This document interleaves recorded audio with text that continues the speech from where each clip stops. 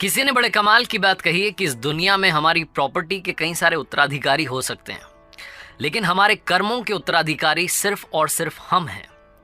नमस्ते दोस्तों, मेरा नाम है आरजे कार्तिक। आपके लिए एक छोटी सी कहानी, एक ऐसे बाबा जी की जो अपने आश्रम से निकले थे शहर में भिक्षा मांगने के लिए कि चलो आज का गुजारा तो हो जाएगा। जब वो आश्रम से रवाना हुए तो उमस का माहौल था। जब तक वो शहर तक पहुंचते हल्की हल्की बरसात होने लगी, धीरे धीरे वो तेज़ हो गई। उस तेज़ बारिश से भी बाबा जी को कोई फ़र्क नहीं पड़ रहा था। वो भीगते चले जा रहे थे, ऊपर वाले का नाम लेते चले जा रहे थे कि वाह क्या माहौल बना दिया है।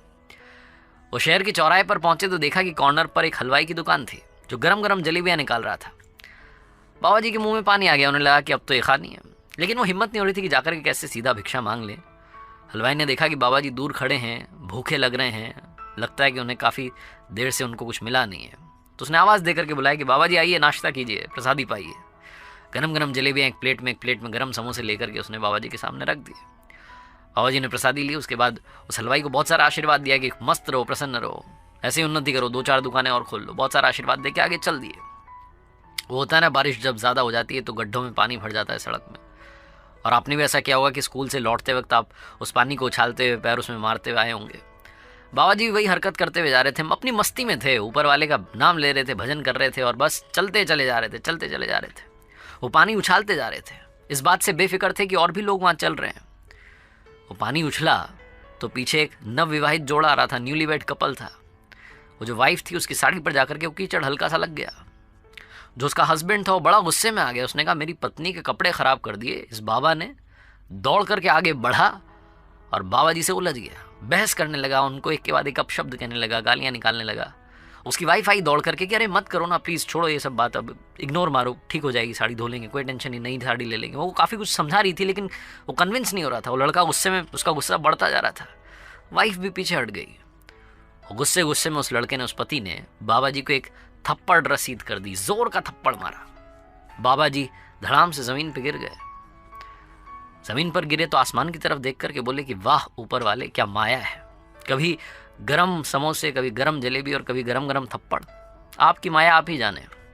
ये बोल करके फिर से उठ खड़े हुए और चलने लगे। ये न्यूली वेड कपल भी आगे आगे जा रहा था अपने घर के लिए। लड़का कहता जा रहा था कैसे लोग हैं ये, वो बड़बड़ाता जा रहा था और स्पीड में अपने घर की तरफ बढ़ गए, पहुँच गए घर पर। ये जो कपल था, पति पत्नी, उनका घर थोड़ा सा हाइट पर था, सीढ़ियाँ चढ़ के जाना था। वो बरसात हुई थी तो सीढ़ियाँ गीली थीं। गुस्से में तो था ही लड़का, उसका पैर फिसल गया और ज़मीन पर गिरा तो उसके सर में चोट लग गई, खून बहने लगा, बेहोश हो गया। वाइफ ने आवाज़ लगा करके लोगों को बुलाया कि आइए मदद कीजिए, मेरा पति जो है गिर गया। ये वो भीड़ इकट्ठी हो गई। लोगों ने पूछा कि क्या हुआ, तो पत्नी कहने लगी कि वो बाबा जी पीछे मिले थे, उन्होंने ज़रूर श्राप दिया है मेरे पति को, क्योंकि अभी उन्होंने थप्पड़ मारी है ना बाबा को, तो बाबा ने गुस्से में आकर के श्राप दिया, इसीलिए मेरे पति बेहोश हो गए। वो बहुत रोती जा रही थी। उस भीड़ में कुछ लड़के थे जिनको लगा कि बाबा को सबक सिखाना पड़ेगा। मतलब इतनी हिम्मत कि एक थप्पड़ इस लड़के ने मार दिया तो उसे श्राप दे दिया। वो लड़का गिर गया, बेहोश हो गया, ज़रूर बाबा ने कोई टोना टोटका किया है। दौड़ करके वो लड़के जो थे, पीछे से बाबा जी आ ही रहे थे, उनको घेर लिया, मारने की तैयारी करने लगे। तभी बाबा जी ने कहा रुको रुको रुको, एक बात बताओ, मार क्यों रहे हो। तो लड़कों ने कहा कि आपने वो श्राप दिया ना उस पति को जिसने आपको थप्पड़ मार दिया था, इसलिए आपकी पिटाई होगी, आपको श्राप देने की ज़रूरत क्या थी। बाबा जी ने कहा कि तुम्हें पता है उसने थप्पड़ क्यों मारी। तो लड़कों ने कहा नहीं, हमें नहीं पता क्यों मारी। तो बाबा जी ने कहा कि उस लड़के ने मुझे थप्पड़ इसलिए मारी क्योंकि जो उसकी यार है, जो उसकी पत्नी है, उसके कपड़े मेरी वजह से ख़राब हो गए थे। मैं पानी उछालता चला जा रहा था, मैंने उसकी यार के कपड़े ख़राब कर दिए तो उसने मुझे थप्पड़ मार दी। तुम्हें मालूम है मेरा यार कौन है? मेरा यार ऊपर वाला है। वो ऊपर वाले ने जब देखा कि उसके यार को थप्पड़ पड़ी है तो उसे भी बदले में कुछ तो करना ही था, तो शायद उसने बदले में कर दिया। मैंने मेरी तरफ से कोई श्राप नहीं दिया। वो ऊपर वाले की माया वही जाने। लड़के भी पीछे हट गए। बाबा जी मदमस्त चाल में चलते चले गए।